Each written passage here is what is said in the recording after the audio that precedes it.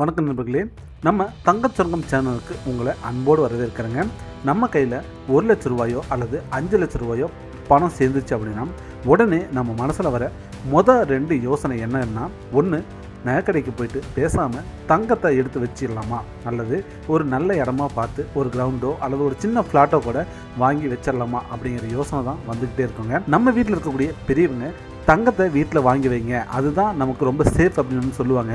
ஆனால் ஒரு சில ஃப்ரெண்ட்ஸ் எல்லாம் பார்த்தீங்கன்னா இடம் வாங்கி போடுங்க, அப்போ தான் உங்களுக்கு பின்னாடி பல மடங்கில் விலை ஏறும் அப்படின்னு சொல்லுவாங்க. சரி, இந்த ரெண்டில் எதில் முதலீடு செஞ்சோம்னா நமக்கு 5லேருந்து 10 வருஷத்துக்குள்ள உங்களுடைய பணம் பல மடங்கு பெருசாகும் அப்படிங்கிற அந்த விஷயத்தையும், எதில் நீங்கள் இன்வெஸ்ட் பண்ணீங்க அப்படின்னா உங்களுக்கு ரிஸ்க் குறைவு அப்படிங்கிற அந்த விஷயத்தையும், மிடில் கிளாஸ் குடும்பங்களுக்கு எது 100% கச்சிதமாக பொருந்தும் அப்படிங்கிற அந்த விஷயத்தையும் உங்களுக்கு நான் இந்த வீடியோ மூலிமா எக்ஸ்பிளைன் பண்ண இருக்கிறேங்க.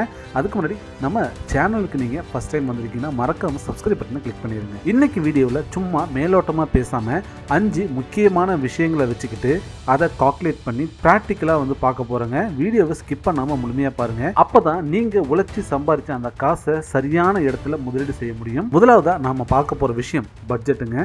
இப்போ உங்ககிட்ட மாதம் ஒரு 3,000 அல்லது 5,000 ரூபா தான் மிச்சமாகுதுன்னு வச்சுக்குவோம். இதை வச்சுக்கிட்டு உங்களால் இன்றைக்கி ரியல் எஸ்டேட்டில் ஒரு நிலம் வாங்க முடியுமா? கண்டிப்பாக முடியாதுங்க. ஒரு நல்ல ஃப்ளாட் வாங்கணும் அப்படின்னா கூட இன்றைக்கி தேதியில் குறைஞ்சது 5லேருந்து 10 லட்சம் ரூபாயாவது கையில் காசு வேணும். அது இல்லாமல் நாம் நிலம் வாங்க போகவே முடியாது. ஸோ நிலம் வாங்கணும்னா நமக்கு நிறைய தொகை தேவைப்படும். ஆனால் தங்கம் அப்படி இல்லைங்க. உங்கள்கிட்ட வெறும் 6,000 ரூபா, 5,000 ரூபாய், ஏன் 2,000 ரூபாய் இருந்தால் கூட நீங்கள் தங்கத்தை கொஞ்சம் கொஞ்சமாக கூட வாங்கி வச்சுக்கலாம். இல்லை அப்படின்னா டிஜிட்டல் தங்கம் அப்படின்னு சொல்கிறாங்க இல்லையா, டிஜிட்டல் கோல்டு, அதன் மூலிமா பார்த்தீங்கன்னா டெய்லியும் 100 ரூபாய்க்கு கூட உங்களால் தங்கம் வாங்கிக்க முடியும். சரி, உங்ககிட்ட கேஷ் கம்மியாக தான் இருக்குது அப்படின்னா பெஸ்ட்டு சாய்ஸு தங்கம் தாங்க. உங்ககிட்ட கொஞ்சம் பணம் அதிகமாக இருக்குது அப்படின்னா அதோட பெஸ்ட்டு சாய்ஸ் என்னென்னா நிலம் வாங்குறத பற்றி யோசிக்கிறது தாங்க. ரெண்டாவது மிக முக்கியமான பாயிண்ட் என்னென்னா லிக்விடிட்டி அப்படின்னு சொல்லுவாங்க. அதாவது அவசரத்துக்கு பணமாக மாற்றுறது எப்படி அப்படிங்கிற அந்த விஷயம் தான். வாழ்க்கையில் யாருக்கு எப்போ என்ன செலவு வரும்னு சொல்லவே முடியாதுங்க. அது முக்கியமாக மருத்துவ செலவு எப்போ யாருக்கு என்ன ஆகும் அப்படின்னு சொல்லவே முடியாது. ஆனால் நீங்கள் ஒரு நிலத்தில் இன்வெஸ்ட் பண்ணி வச்சுருக்கீங்க அப்படின்னா நைட்டோட நைட்டாவோ அல்லது நாளைக்கு காலை விடியறதுக்குள்ளேயோ அதை விற்று பணமாக்குறது அப்படிங்கிறது கண்டிப்பாக முடியாத காரியம். ஸோ ஒரு நிலத்தை விற்கணும் அப்படின்னா அதுக்கு நம்ம விளம்பரம் கொடுக்கணும், கஸ்டமரை தேடணும், விலையை பேசணும், அப்புறம் ரெஜிஸ்ட்ரேஷன் பண்ணணும், ஆஃபீஸ் போகணும். இதுக்கு சில வாரங்கள்லேருந்து சில மாதங்கள் கூட ஆகலாம். ஆனால் தங்கம் அப்படி கிடையாது. உங்கள் வீட்டு பீரோவில் தங்கம் இருந்துச்சு அப்படின்னா அதை எடுத்துகிட்டு போய் பக்கத்தில் இருக்கக்கூடிய பேங்க்லேயோ அல்லது முத்தூட் ஃபினான்ஸ் இந்த மாதிரி இருக்கக்கூடிய ஃபினான்ஸ் ஆஃபீஸ்லேயோ கூட நீங்கள் அடமானம் வச்சோ அல்லது விற்றுட்டோ கூட அடுத்த அரை மணி நேரத்துக்குள்ளால் உங்கள் கையில் உங்களுக்கு தேவையான பணம் வந்துடுங்க. ஸோ விற்கணும்னு நினச்சா கூட உடனே விற்றுட்டு கேஷ் ஆக்கிடலாம். இதுதான் இதில் இருக்கக்கூடிய ஒரு முக்கியமான ஸ்பெஷலுங்க. ஸோ இதிலேருந்து நான் உங்களுக்கு என்ன சொல்ல வரேன் அப்படின்னா, அவசர காலத்தை பாதுகாப்பாக மாற்றணும் அப்படின்னா நீங்கள் தங்கம் உங்கள் கையில் கொஞ்சம் வச்சுருக்கிறது தாங்க பெஸ்ட்டு. அடுத்தது மூணாவதாக நாம் பார்க்க போகிற விஷயம் லாபங்க. அதாவது நாம் போடுற காசு எவ்வளவு வேகமாக வளரும் அப்படிங்கிற அந்த விஷயந்தான். தங்கத்தோட கடந்த கால சரித்திரத்தை எடுத்து பார்த்தீங்க அப்படின்னா அது வருஷத்துக்கு சராசரியாக 9லேருந்து 11% வரைக்கும் நிலையான வளர்ச்சியை கொடுத்துட்ருக்குது. அதாவது தங்கம் படிப்படியாக நிதானமாக ஏறிக்கிட்டு இருக்கு. ஆனால் ரியல் எஸ்டேட் அப்படிங்கிறத பற்றி உங்களுக்கு நல்லாவே தெரியும். இன்னைக்கு உங்கள் ஊருக்கு வெளியில் அவுட்டரில் ஒரு சதுரடி 500 ரூபாய்க்கு இடம் வாங்குறீங்கன்னு வச்சுக்குவோம். அடுத்த 5 வருஷத்தில் அந்த ஏரியா பக்கத்தில் இருக்கக்கூடிய பெரிய ஐடி கம்பெனியோ அல்லது வேறு ஏதாச்சும் ஒரு காலேஜோ ஏதோ ஒன்று வந்துச்சு அப்படின்னா அந்த இடம் 500 ரூபாயிலேருந்து ஒரே அடியாக 2,000 3,000ன்னு பல மடங்கு ஏறிடும். இதை கண் கூட நீங்கள் நிறைய இடத்துல பார்த்துருப்பீங்க.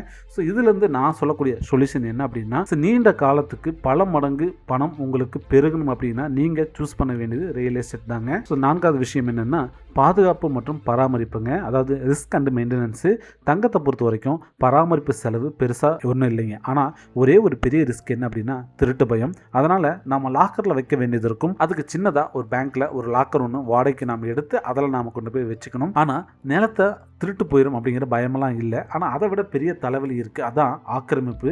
அதாவது போலி டாக்குமெண்ட்டு, மோசடி. நீங்கள் வாங்கி போடுற இடத்த அடிக்கடி போய் பார்க்கல அப்படின்னா யாராவது வேலி போட்டு ஆக்கிரமிக்க வாய்ப்பு இருக்குங்க. அது மட்டும் இல்லாமல் வருஷம் சொத்து வரி ப்ராப்பர்ட்டி டேக்ஸ் அதுக்கு கட்டிட்டு வரணும். இடத்தை சுற்றி காம்பவுண்டு சுவர் போடணும். பராமரிப்பு செலவு நிறையா இருக்குங்க.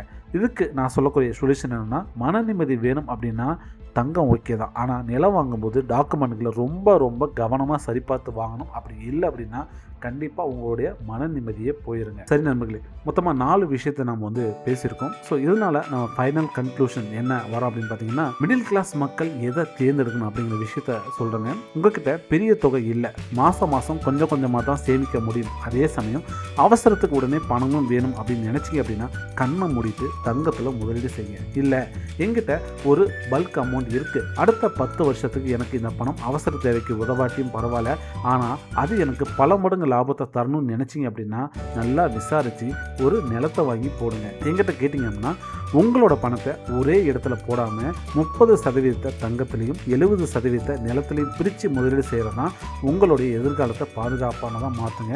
இந்த வீடியோ உங்களுக்கு பயனுள்ளதாக இருக்கும்னு நான் நம்புகிறேன். அப்படி நீங்கள் தங்கம் வாங்குறத விரும்புகிறீங்க இல்லை நிலம் வாங்குறத விரும்புகிறீங்க அப்படின்னா கீழே கமெண்ட்டில் சொல்லுங்கள். இந்த வீடியோ பிடிச்சிருந்தா லைக் பண்ணுங்கள், உங்கள் ஃப்ரெண்ட்ஸ் அண்ட் ஃபேமிலிக்கு ஷேர் பண்ணுங்கள். மறக்காமல் நம்ம தங்கச் சுரங்கம் யூடியூப் சேனலை சப்ஸ்கிரைப் பண்ணி வச்சுக்கோங்க. மீண்டும் ஒரு நல்ல ஒரு தகவலோடு சந்திக்கிறேன். நன்றி, வணக்கம்.